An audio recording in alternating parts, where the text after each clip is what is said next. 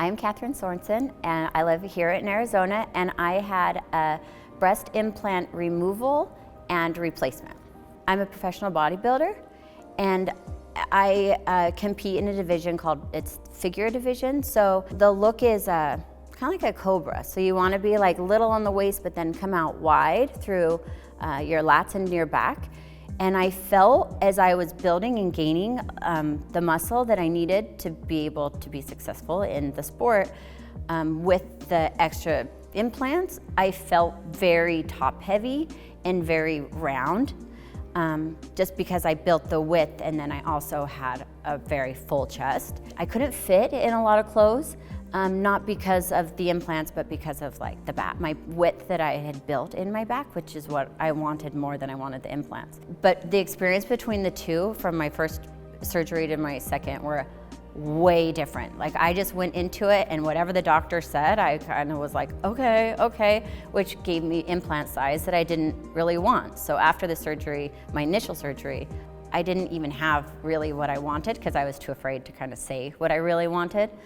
And so when I was with Ricky, being able to tell him really what I wanted, and it was way different. And I love working out. Like it's part of my lifestyle. It's part of the identity of who I am and what feels good in my day.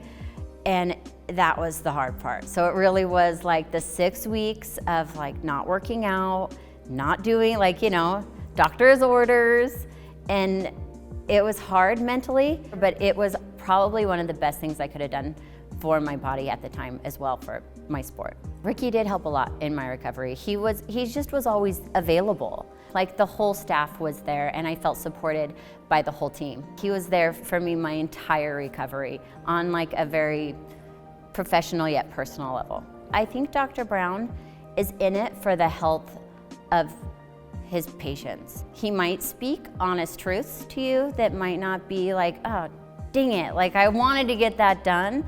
He has your best interest at mind, and it's not about the dollar bills.